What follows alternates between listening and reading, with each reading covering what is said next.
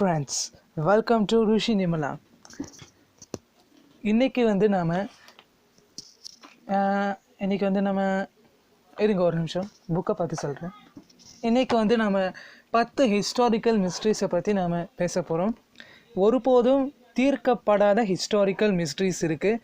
அதனுடன் தொடர்புடைய ஆர்கியாலஜிக்கல் பொருட்கள் இழந்து விட்டதுனால இந்த வரலாற்று சம்பந்தமான விஷயங்கள் மர்மமாக இருக்குது. மற்ற நேரங்களில் புதிய சான்றுகளும் முன் வர வாய்ப்பில்லை. இல்லைன்னா அறிஞர்கள் வந்து ஒரு கருத்தை சொல்ல முடியாத தெளிவில்லாமல் இருப்பதனால் இவையெல்லாம் மர்மமாகவே இருக்குது. சில நேரம் பதில்களின் பற்றாக்குறை இந்த கேள்விகளை மேலும் மர்மமாக்குது. இந்த வீடியோவில் ஹிஸ்டாரிக்கல் மிஸ்ட்ரீஸ் 10 ஹிஸ்டாரிக்கல் ஹிஸ்ட்ரிஸ் பற்றி பார்க்க போகிறோம். அவை எப்போவுமே உறுதியான ஒரு விளக்கத்தை தருவதில்லை.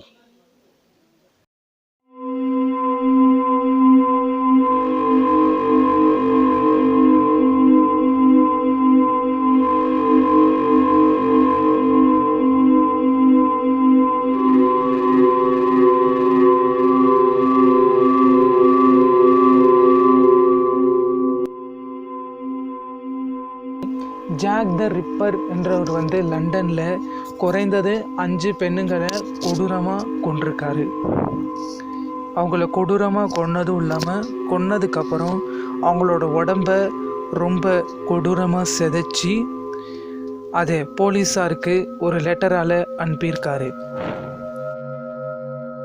போலீஸார்களே பயப்படுற அளவுக்கு அவ்வளோ கேவலமான ஒரு உருவத்தை அவங்களுக்கு அனுப்பினார். அந்த உருவத்தோடு சேர்ந்து சில லெட்டர்ஸையும் அவங்களுக்கு அனுப்பியிருக்காரு.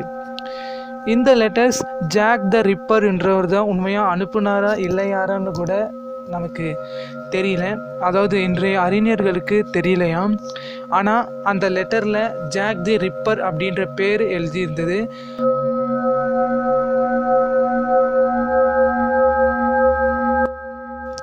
ஜாக் தி ரிப்பரை வந்து இன்னைக்கு வரைக்கும் கண்டுபிடிக்க முடியலை.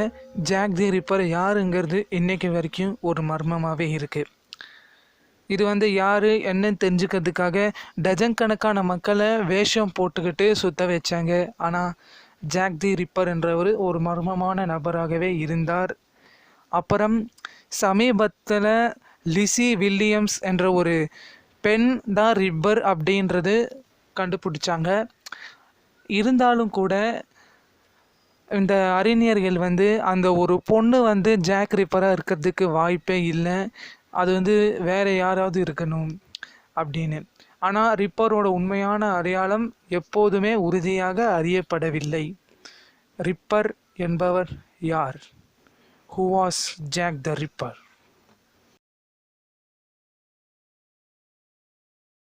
Jimmy Hoffa. பார்க்கறதுக்கே கிழிஞ்ச சோஃபா மாதிரி இருக்கிற இந்த பேருடைய இந்த நபர் வந்து ஒரு மிகப்பெரிய வந்து ஒரு மிகப்பெரிய மாஃபியா மாதிரி ஒருத்தர். இவர் வந்து நல்லா மாஃபியா பண்ணி நல்லா இதுவாக இருந்தார்.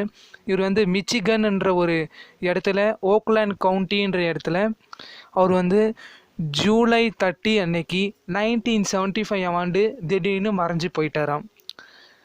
ஆனால் இப்போ வந்து இவர் வந்து செத்துட்டாருன்னு சொல்கிறாங்க. அன்றைக்கி வந்து இவர் செத்துட்டாருன்னு இப்போ சொல்லிகிட்ருக்காங்க. ஆனால் இவருடைய கொலைக்காரங்க யாருன்னு யாருக்குமே தெரிலையாம். இவரோட கொலைக்காரங்க யாருன்னே தெரிலன்றனால தான் இப்போ இது ஒரு மர்மமான நியூஸாக இருக்குது. இந்த மர்மமான நியூஸை நான் இப்போ உங்ககிட்ட சொல்லிகிட்ருக்கேன். அதுக்கப்புறம் இது வந்து இவரோட பாடி எங்கே இருக்குது, இவரோட பாடி எங்கே தொலைஞ்சு போச்சுன்றதே ஒரு மிகப்பெரிய மிஸ்ட்ரியாக இருக்கான். போலீஸும் ஃபோரென்சிக்காரங்களும் இது வந்து ஒரு ஒரு பழைய ஒரு வந்து பல இடங்களை தேடி பார்த்துருக்காங்களாம். டெட்ராய்ட், ஓக்லாண்ட் கவுண்ட்ரில் அப்படின்னு நல்லா எல்லா இடத்துலையும் தேடி பார்த்துருக்காங்க. ஆனால் ஒரு லாபமும் கிடைக்கலையாம். ஆனால் சமீப காலத்தில் ஒரு தியரி வந்திருக்கு. அவரோட அந்த தியரி வந்து என்னென்னா, நியூ ஜெர்சியில் இருக்கிற ஜெயன்ட் ஸ்டேடியம்ன்ற ஒரு இடத்துல தான் ஹோஃபாவோட பாடி வந்து புதைக்கப்பட்டிருக்கு அப்படின்ற ஒரு தியரி. இது என்னதான் இருந்தாலும் இந்த தியரி வந்து ஒரு பொய்ன்னு வந்து நிரூபமாயிடுச்சு. ஆனால் இவரோட கொள்ளைக்காரனுடைய ஒரு அடையாளம் வந்து ரொம்ப அன்கிளியராகவே இருக்குது. அதாவது எப்படி சொல்கிறது, இவன் கொலைகாரனோட அடையாளம் வந்து ரொம்ப தெளிவாக இல்லை, சொல்கிற அளவுக்கு தெளிவாகவே இல்லை. அதனால் ஜிம்மி ஹோஃபான்றவர் செத்துட்டாரா, இல்லை அவர் செத்ததுக்கப்புறம் ஒரு பாடி எங்கே இருக்குது, அவர் இப்போ கூட உயிரோடு இருக்காரா, இல்லை செத்துட்டா அவரோட பாடி எங்கே இருக்குது அப்படின்னு யாருக்குமே தெரியாது. Where is Jimmy Hoffa? Jimmy Hoffa எங்கே?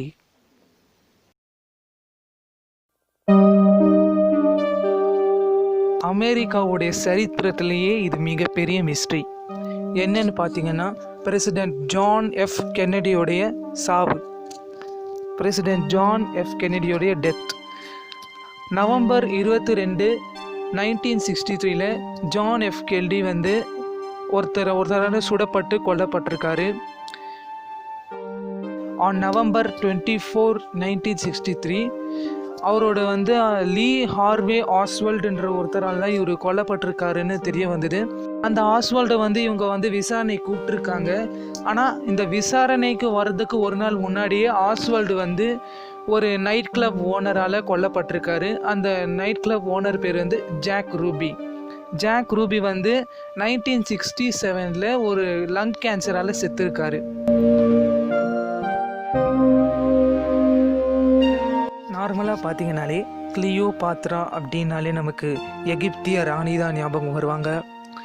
அப்படிப்பட்ட ஒரு எகிப்திய ராணி எப்படி செத்து போனாங்கன்னு கூட நம்ம எல்லாருக்குமே தெரியும். அவங்க வந்து ஒரு பாம்பால் குத்திக்கிட்டு செத்து போனாங்க. அப்படி செத்து போனதுக்கப்புறம் அவங்களோட டூம் சமாதி எங்கே இருக்குன்னு யாருக்குமே தெரில. அது ஒரு மிகப்பெரிய மிஸ்ட்ரியாக இருக்குது.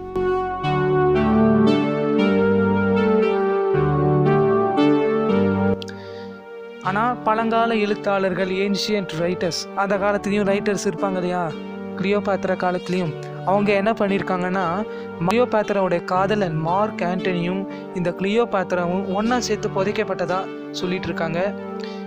அது வந்து ஒரு 30 BC அளவில் அவங்கள புதைச்சி வச்சுருக்கலாம்.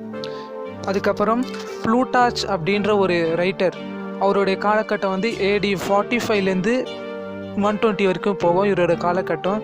இவர் என்ன எழுதியிருக்காருன்னா, இவங்களோட சமாதி வந்து கிளியோபாத்ராவோட சமாதி வந்து இஜிப்தியன் தேவதையான ஐசிஸோட ஒரு டெம்பிள் பக்கத்தில் இருக்கான். அந்த ஒரு சமாதியோட பேர் வந்து ரொம்ப அழகான சமாதியாக. அந்த சமாதியோட பேர் ஜாஹி ஹவாஸ் அப்படின்ற ஒரு எகிப்திய மினிஸ்டர் 2010 வந்து என்ன பண்ணியிருக்காருன்னா, அவர் வந்து தோண்டி பார்த்துருக்காராம் அலெக்சாண்ட்ரியா கிட்ட. அவர் தோண்டி பார்த்தா ஒரு கிளியோபாத்ரா காலகட்டத்தை சேர்ந்த சமாதிகள் நிறைய கிடைச்சிருக்கான். ஆனால் கிளியோபாத்ரா சமாதி மட்டும் கிடைக்கலையாம். ஆனால் ஹவாஸ் வந்து என்ன சொல்கிறாருன்னா, கிளியோபாத்ராவோட சமாதி இன்னைக்கு வரைக்கும் இருந்தால் கூட அது வந்து ரொம்ப நாசமாக போய் அடையாளமே இல்லாமல் கூட போயிருக்கலாம். கிளியோபாத்ராவோட சமாதி எங்கே? Where is the tomb of கிளியோபாத்ரா?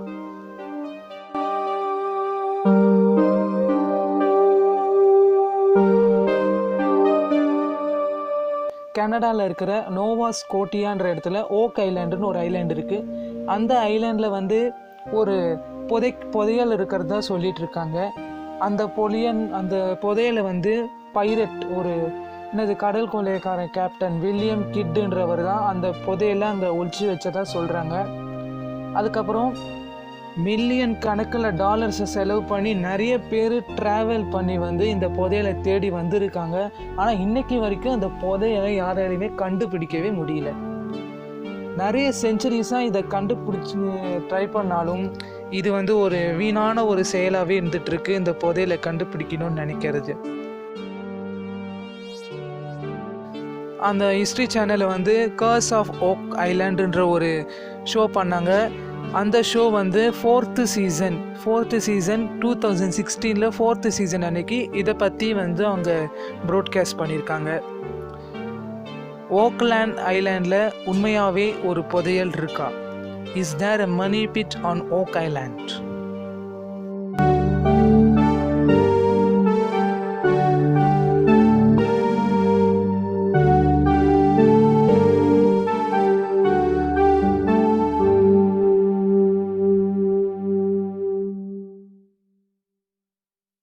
புதையலை பற்றின இன்னொரு கதையும் இருக்குது. அது என்னன்னு பார்த்தீங்கன்னா, 1952 1952 ஒரு காப்பர் ஸ்க்ரோல் வந்து ஆர்கியாலஜிஸ்ட்க்கு கிடச்சிருக்கு.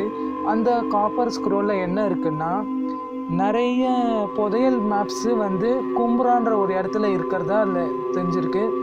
அந்த கும்ரான்ற இடம் வந்து ரோமன் நாட்டை சேர்ந்த ஒரு இடம். அந்த காப்பர் ஸ்க்ரோலில் இருக்கிறது உண்மையா இல்லையா அப்படின்றது கூட யாருக்கும் தெரியாது. ஆனால் அந்த காப்பர் ஸ்க்ரோலில் என்ன எழுதியிருக்குன்னா, கும்ரான்ற இடத்துல வந்து ரொம்ப அதிகமான கோல்டு, சில்வர், ட்ரெஷர்லாம் இருக்குன்னு அந்த காப்பர் ஸ்க்ரோல் சொல்லுதான். அந்த காப்பர் ஸ்க்ரோல் வந்து ஒரு 1900 இயர்ஸ்க்கு வந்து டேட் ஆகுது. 900 இயர்ஸ்னால் அந்த காலத்தில் வந்து கும்ரான் ஏரியாவில் வந்து ரோமன் ராஜ்யம் தான் இருந்துச்சு. அந்த ரோமன் ராஜ்யத்தில் வந்து நிறைய அடிமைகள் எதிர்ப்பு இருந்துச்சான். ஸ்லேவ் ரிவோர்ட்ஸ் அதிகமாக இருந்துச்சான். அந்த காலத்தில் அந்த ஸ்க்ரோல் எழுதப்பட்டிருக்கும் அப்படின்னு சொல்கிறாங்க.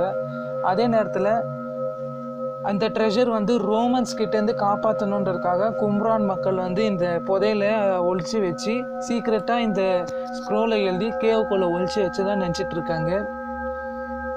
அதனால் ஆனால் இன்றைக்கி யாருக்குமே இந்த புதையல் எங்கே இருக்குன்னு தெரியல. இந்த புதையல் உண்மையாக இருக்கா இல்லையானே தெரியல. அதனால் இந்த காப்பர் ஸ்க்ரோலில் எழுதப்பட்டது உண்மையா பொய்யா? Good bye friends. இதே மாதிரி உங்களை இன்னொரு வீடியோவில் வந்து சந்திக்கிறேன். நான் சொன்னதை பற்றி நீங்கள் என்ன நினைக்கிறீங்க, இந்த வீடியோவில் கேட்ட கேள்வியில் பற்றி நீங்கள் என்ன நினைக்கிறீங்கன்றதை காமெண்ட் செக்ஷனில் ஷேர் பண்ணுங்கள், சப்ஸ்கிரைப் பண்ணுங்கள், லைக் பண்ணுங்கள். Good bye.